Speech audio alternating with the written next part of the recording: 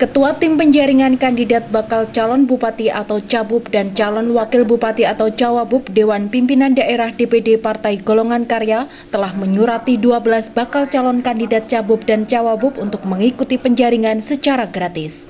Tim penjaringan yang beranggotakan Sumardi SH yang juga menjabat sebagai Wakil Ketua DPRD Nganjuk, Karyo Sulistyo, Sekretaris Fraksi Partai Golkar DPRD Nganjuk Maria Tunda Dewi, Ketua Fraksi Golkar DPRD Nganjuk, dan Julus Tamaji bakal bekerja selama 5 hari saja.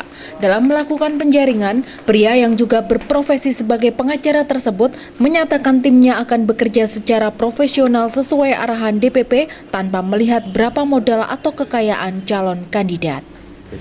Kurang lebih nanti antara 10-12 orang lah yang kita jaring gitu. Tim sudah membentuk seperti itu. Untuk tokoh yang datang itu dipanggil atau memang daftar atau gimana Pak?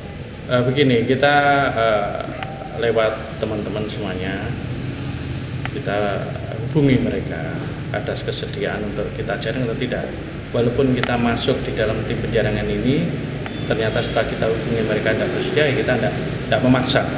Dan sistem daripada penjaringan di Golkar sendiri tidak dipungut mahar sama sekali. Sebetulnya kita diberikan tugas mulai tanggal 10 sampai tanggal 15.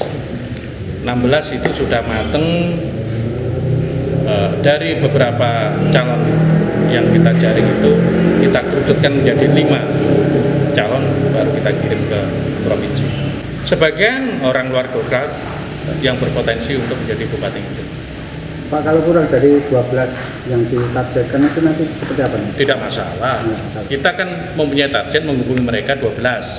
Ternyata ada yang kesediaan 8 atau 7 ya tetap kita jalankan. Modelan dari calon yang melamar ke Golkar minimal berapa miliar? Gitu? Oh, tidak ada. Tidak ada.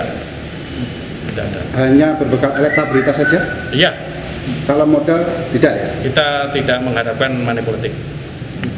Bakal calon kandidat bupati pada Pilkada Kabupaten Nganjuk 2018 mendatang Sutrisno juga menghadiri undangan tim penjaringan Dewan Pimpinan Daerah atau DPD Partai Golongan Karya Nganjuk. Dengan diantar sejumlah pendukungnya, Sutrisno yang saat ini masih menjabat sebagai Kepala Desa Kemlokolegi Kecamatan Baron Kabupaten Nganjuk tersebut mengaku mempersiapkan diri hanya untuk Partai Golkar.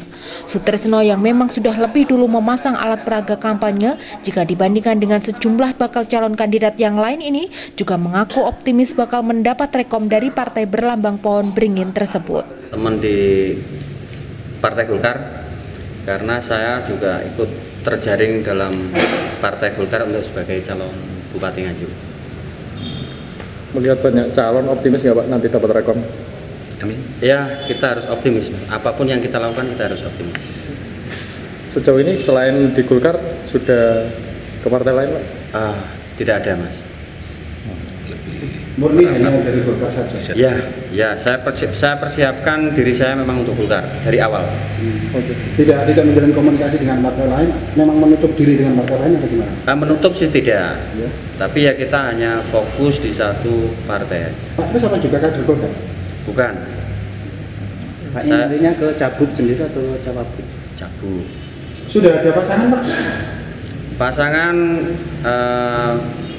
calon pendamping ada, tapi kita belum menentukan, artinya kita masih selektif. Dari kalangan? Dari kalangan pengusaha ada, birokrasi ada. Oh, ada 2 ya? Ada. Siapa Pak namanya? Oh, mohon maaf, kita belum bisa menyampaikan sampai saat ini.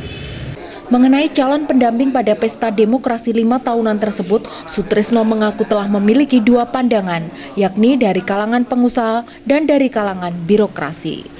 Dari Nganjuk, Sofiana Nafi Bayu TV melaporkan.